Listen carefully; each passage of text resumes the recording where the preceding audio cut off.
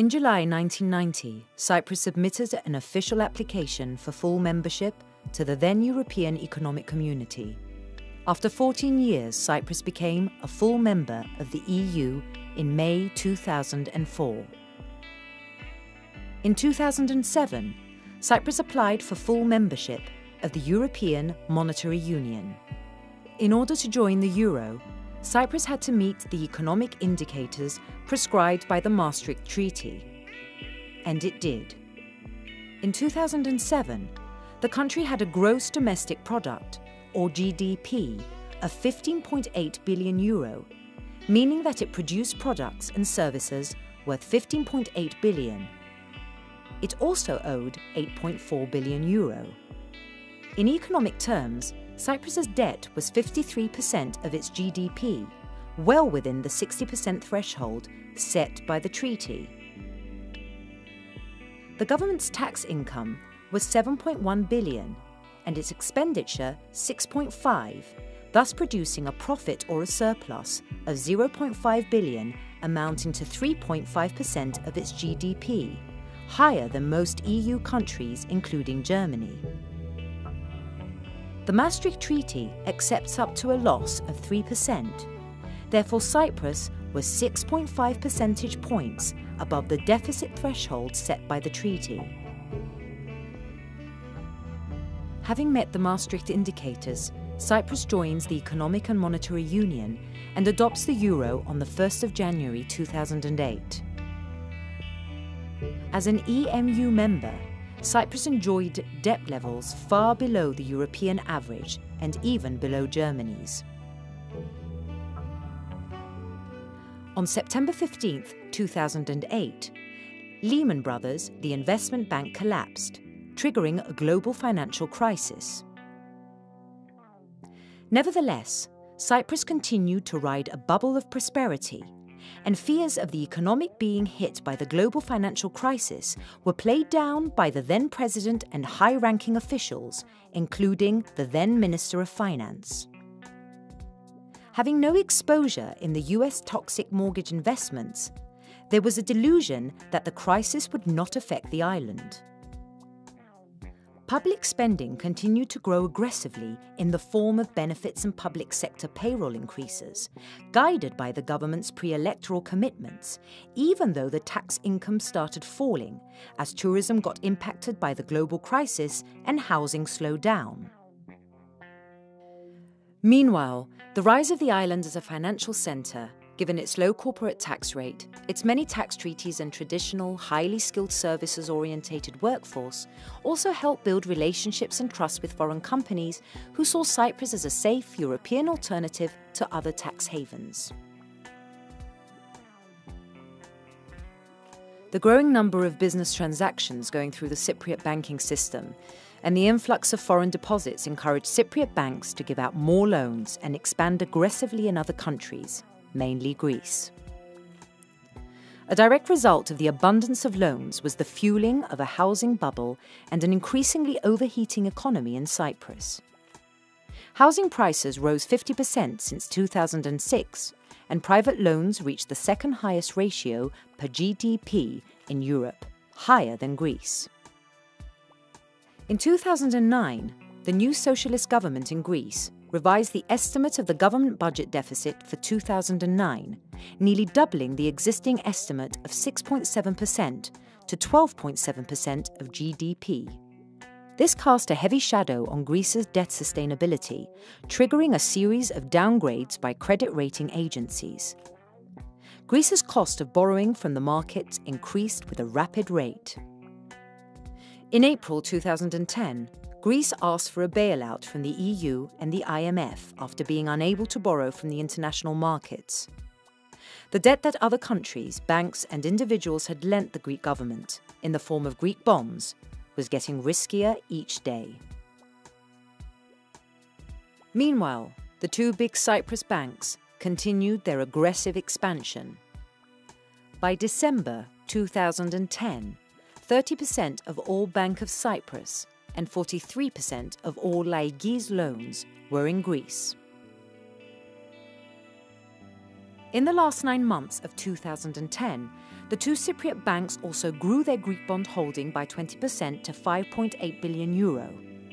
Their total exposure in Greece was more than 1.5 times Cyprus's GDP. In comparison, Barclays halved its exposure to Greek bonds over the same period. The total Cypriot banking sector ended up being as big as 8 times GDP, which meant that banks had assets worth 8 times what Cyprus produced in a year. They became too big for Cyprus to save if anything went wrong. Insured deposits under €100,000 amounted to 32 billion, while the Fund of Deposit Guarantee Scheme had just €150 million.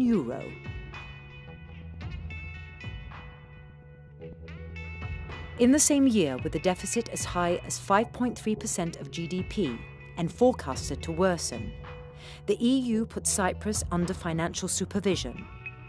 The bad state of the public finances, along with the disproportionate exposure of Cypriot banks to Greece, prompted a gradual downgrade of Cyprus's credit rating by international agencies, thus making it more difficult for the state to borrow.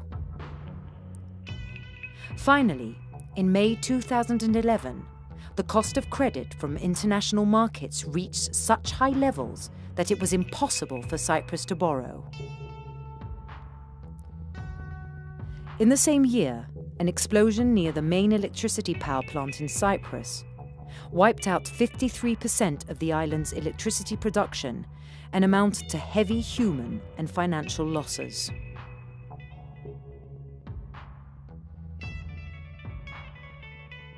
The then cash-strapped Cypriot government turned to Russia and secured a €2.5 billion loan to cover its midterm needs and buy time, postponing the application to the EU and the IMF for financial assistance. By February 2012, the rumours of a Greek haircut materialised by what came to be known as the private sector involvement. The PSI formed a part of the Greek bailout package agreed by Greece and the Troika, the International Monetary Fund, the European Central Bank and the European Commission. According to the PSI, private lenders to Greece agreed to a voluntary reduction to what Greece owed them. The PSI had a major impact, about 75% loss on Greek and Cypriot banks, which held a considerable amount of Greek bonds. However, the loss to Greek banks would be countered by the rescue package agreed for Greece. The Cypriot government did not negotiate for its own banks to be included in the rescue package, even though the required amount was a small fraction of the Greek rescue package, but a quarter of the Cyprus GDP. With both its major banks in need for recapitalisation and being unable to cover the amount, Cyprus applied for an EU bailout on June 25, 2012. The first attempts for the formulation of a programme were made in July, and then the negotiation restarted in September. Delays in reaching a final agreement with the Troika caused market uncertainty and led to a significant deterioration of the economy and the banking system. In November 2012, and faced with the imminent collapse of Laiki Bank, the government was forced to agree to a bailout memorandum of understanding and passed a batch of 24 laws aimed at implementing the provisions of the memorandum. However, a decision by the Eurogroup endorsing the bailout memorandum was postponed until after the release of a report by independent bank auditors PIMCO regarding the exact amount needed to recapitalise Cypriot banks. The report was due in late January 2013. An interim report in December put the worst-case recapitalisation figure at 10 billion. Pending the final PIMCO report, the government and the central bank drafted a bill in January, never taken to Parliament or publicised, regulating the restructuring of Laiki Bank and depositors' contributions. In January and February, the government, in a desperate attempt, borrowed 235 million from 3 profitable semi-governmental organisations to pay wages and pensions in the public sector: the Electricity Authority of Cyprus, the Cyprus Telecommunications Authority, and the Cyprus Ports Authority. The final PIMCO report was handed 2 weeks before the presidential election.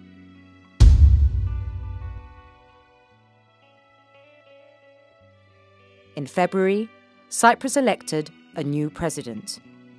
And in March, after publicly pledging that depositors' contribution is out of the question, he then flew to the Eurogroup meeting and agreed just that.